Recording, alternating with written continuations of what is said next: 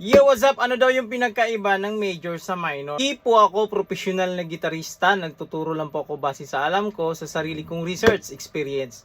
Nasa sa inyo na yan kung susundin nyo to o hindi ang may tinuturo ko. Let's go! May turo na ako regarding dito mga master noon, pero i-update natin to ngayon mga master at mas lilinawin natin kung ano talaga yung pinagkaiba ng major sa minor. Mahalaga pong malaman ito mga master na as beginners, yung ating major scale is siya yung ating foundation. Foundation of all scale. So, ibig sabihin, siya yung pinagmulan lahat ng scale. Kahit anong scale ng alam natin, siya yung pinagmulan. Fix na yon, yung foundation na yon, yung major scale. Kumbaga dito sa gitara, di ba, meron tayong tinatawag dito ng mga whole step, half step, ganito. Example, meron tayong C dito, yan. So, meron tayong C, D, E, F, G, A, B, C. Whole step, half step, whole step, half step. Other term, tinatawag ding tone, semitone, tone, semitone. Yun siya. Depende na yan sa inyo kung paano nyo intindihin yan. Ako dati ganito yung pag-intindi ko sa major scale ko. Meron akong isang hakbang. Ibig sabihin na isang hakbang, may pagitan tayo na dito, frets. So, isang hakbang, kalahating hakbang, isang hakbang, kalahating hakbang. Yan. Ito yung ating tinatawag na major scale. Kumbaga, hindi magbabago yung mga step, whole step na yan, half step. Hindi yan magbabago.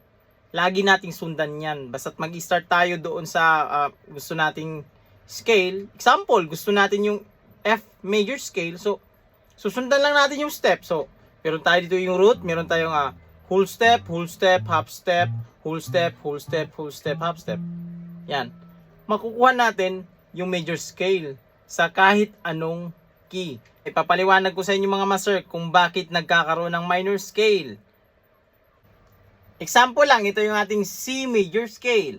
Yan. So, ito yun. 7 nota lang yan siya mga master. Kaya naging 8 lang naman yan kasi meron tayong octave lang. Yan. Para mabuo natin yung do, re, mi, fa, sol, la, ti, do.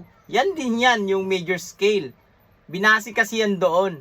Pag minor scale, dito pa rin tayo babase. Kumbaga, siya nga yung ating foundation eh. Sa minor scale mga master, ito yung number 3 natin is ipa-flat ito.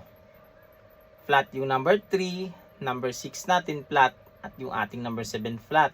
Ibig sabihin ng flat mga master is, di ba, aatras ka lang ng isang frets sa reference mo na notes. B flat ito, yung first fret natin ng ating A string, B flat, kasi dahil yan dito sa ating reference notes na B. Kaya pag inatras natin to, B flat. Yan siya mga master. Yung ating root R. So, 2. Try ko kung kaya kong magsulat ng pag ganito. Hirap pala mga master. So, ito siya mga master. Yan. Pag inatras yung number 3 natin, alam natin yun na meron tayong E flat. Yan. Oh, yan. Pasensya na kayo mga master pinapractice ko magsulat ng pag ganito para mas maganda tignan.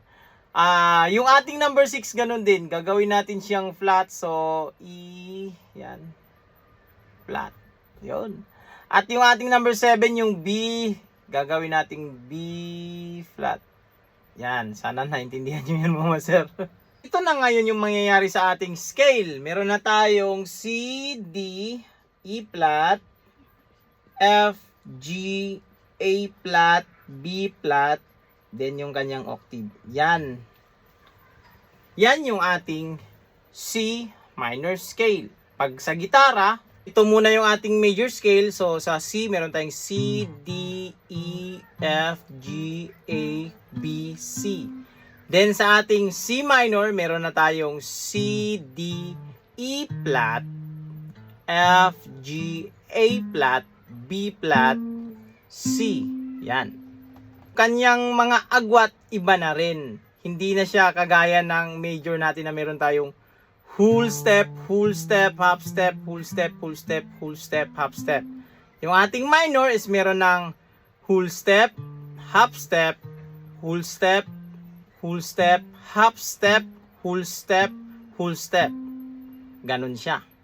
Take note mga master, kailangan alam mo yung fretboard mo pag ginagawa mo to. Kasi pag yun, susundan mo lang itong half step, whole step na to. So malilito ka rin kasi parang mahihirapan ka paano patakbuhin yung scale. Ito isang string. So kaya kailangan talaga na bago ka mag-aral ng mga scale is may knowledge ka sa fretboard paano nangyari. Kasi kahit hindi na tayo mag whole step dito, titignan lang natin yung mga nota niya, makukuha rin natin yan sa ibang string.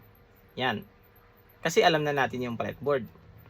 Kaya makaka-access na yung ibang daliri natin at ibang string kaya nating pagapangan ng ating scale.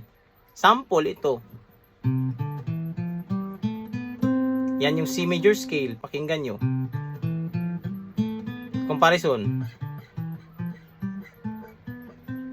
Di ba? At ito naman yung minor scale.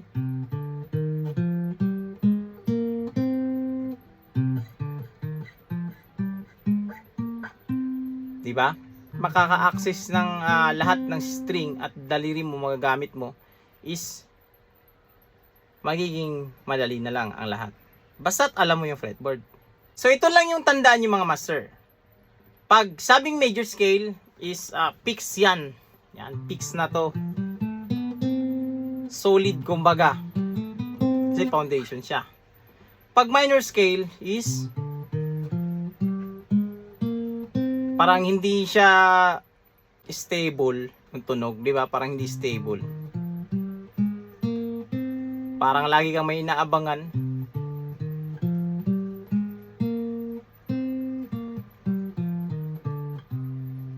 Pag major, stable. Yan, relax pag dito ka sa kanyang octave. Pag minor, yan. At merong pinakamadali nito, pag major, masaya. Pag minor, malungkot.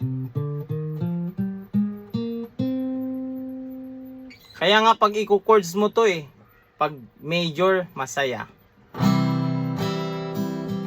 Then pag minor, di ba? Yun siya mga master. So hanggang dito lang sa video natin na to mga master.